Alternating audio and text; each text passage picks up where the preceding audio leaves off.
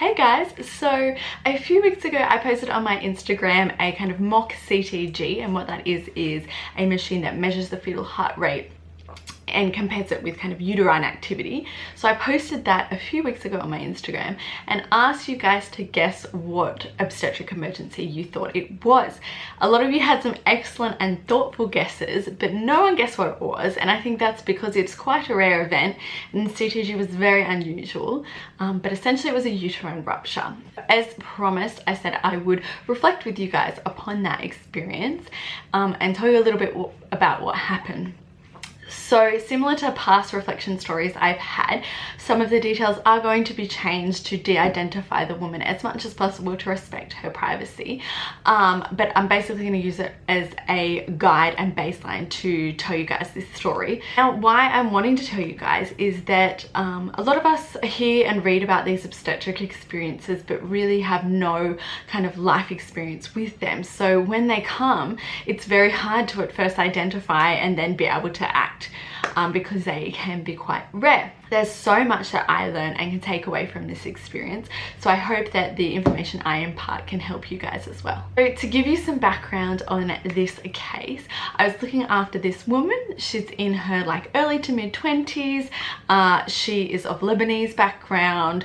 She had a cesarean in 2017 and that was her first baby. So this cesarean was for what they call failure to progress at 7 centimeters dilatation, and also with that was like a non-reassuring fetal heart rate. So that's why she went for that cesarean. So now in 2019, so she's had the 2 years break, she wanted to try for a VBAC, or what we call vaginal birth after cesarean.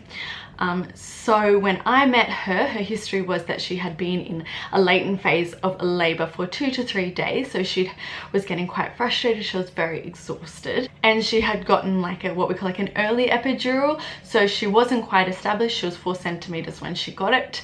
And she'd had that, and then she'd been able to get the rest that she needed. And she was kind of awake, alert, happy, and hoping to have this vaginal birth. So when I came into the room, I was on a morning shift. I took over care. I was super positive, had lots of fun getting to know the whole family, was really trying to encourage and promote normal birth, trying to do some positional changes of what I could with an epidural block.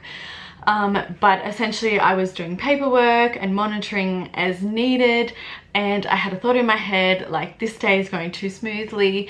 I'd previously had quite a few busy days, so something already in my intuition was kicking off like, this is a little too calm, like this is going a little too well. So at my old hospital I did not do vaginal birth after cesarean because it was a lower level you know, risk of care. So this was the first VBAC I'd done as a midwife. So things were going really well. I was palpating the contractions. This woman was larger in BMI, however, so it was difficult to palpate, but I was doing the best I could. I was also, you know, going off using the CTG machine to also guide me to when the uterine activity was happening. So they were picking up really well on the machine, and the heart rate was beautiful. It was looking really good. And everything was going really well. So the obstetric register was doing the internal exams just because it was a VBAC, and she had previously had a history of not progressing that well in this labor. So about half an hour prior, with maternal consent, he did an internal exam, found out she was 6 centimeters and the head was at spines. And it was showing that she was progressing really well. So that was all good. We were all happy and positive to hear that. So then like I was saying, about half an hour later, she began to get quite shaky. And this is very normal. If you've looked after women with epidural blocks, it's very normal for them to get like that. But something in me was like, things are not right. Like, I know this is normal, but I started getting quite anxious and fearful. Just something in my intuition was going off that something wasn't right. So I did all of her observations, did her measured her output, checked everything. And kind of just sat in anticipation. Yeah, everything was in normal criteria. I was looking through the policy. Everything that I'd performed was like normal. Things were happy, but something just, yeah, something wasn't sitting right. So I stayed in the room right beside her, palpating the contractions. And then the Toco, which is the machine used to kind of pick up the uterine activity, wasn't picking it up. And previously it was picking it up quite well. So that can mean nothing. That can just mean the Toco's changed position and the spot no longer, like the baby's moved as well and the spot's no longer kind of reading well. But with my previous anxiety, I thought like, something's going wrong here. So I kept trying to like change the position of the Toco to pick it up, kept trying to palpate the contractions, but I wasn't feeling really anything. And then the baby started accelerating. So if you want to refer to the CTG, it's just posted on my Instagram.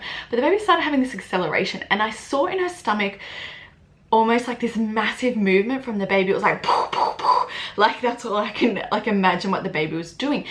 And you know, on second, third time mums, like it's quite evident the stomach muscles aren't as strong, so you can see the movements a bit more clearly. But this was like a massive movement. I was like, whoa. And she was like, oh, that's quite painful. Where previously the epidural had been working quite well, she was reporting pain. So breakthrough pain can also be normal, but given everything else, I was still on high alert. After the big movements, the baby began accelerating. She started reporting pain, and then suddenly, and I was right there, reporting pain, and then suddenly the fetal heart rate just went down to like 80-90 beats per minute. And I was straight away, as soon as it happened, because I was already on edge, pressed assist. So got someone in, and they said basically put an FSE or fetal scalp electrode on, because that's a normal procedure of what we do in my hospital in a bradycardia if it's not recovering. So she's like, do an internal exam. So I go to do the internal exam with consent from the woman, and as I'm doing the internal exam, I cannot feel a head at all. So I was in the vaginal canal trying to feel for the cervix. I couldn't feel a head. I know previously that the baby was at spine, so I was terribly confused.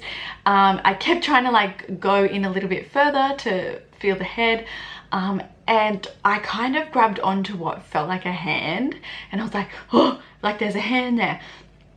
And as I was saying that, they were getting the obstetric registrar, and then blood started coming down my arm, like significant bleeding. So I remove my hand, I report what's happened. I say there's no way I can touch a scalp electrode. I don't feel the head.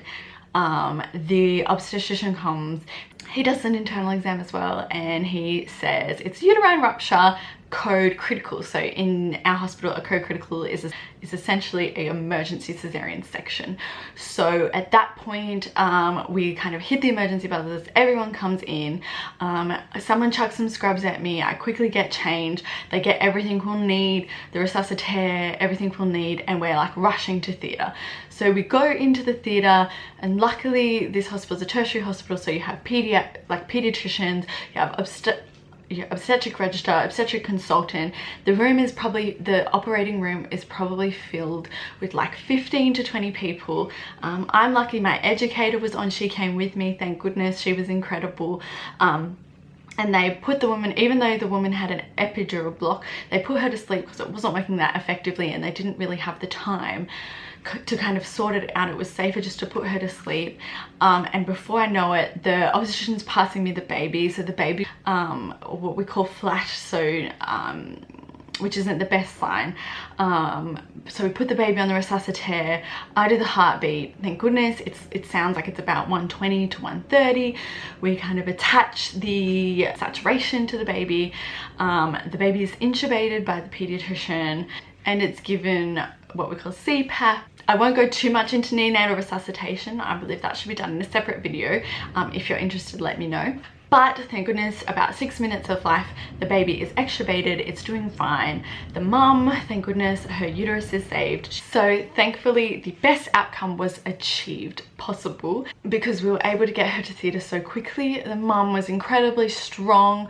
Luckily, I was able to debrief with her after the event, and we were able to talk about what happened. She was super calm.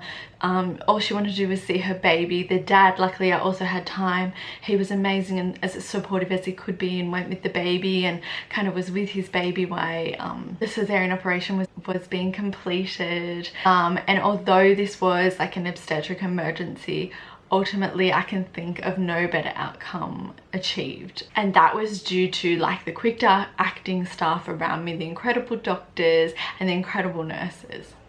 And one of my biggest lessons always is trust your intuition. I will say it multiple times. It is so valuable. Be so strong on what is within normal range, and start kind of when things are starting to go out of normal range or signs are happening, just always be aware, what could this mean? Question it further. So for example, shaking with an epidural could just be the reaction to the drug, but think breakthrough pain on someone whose epidural has been working completely effectively. What could that mean?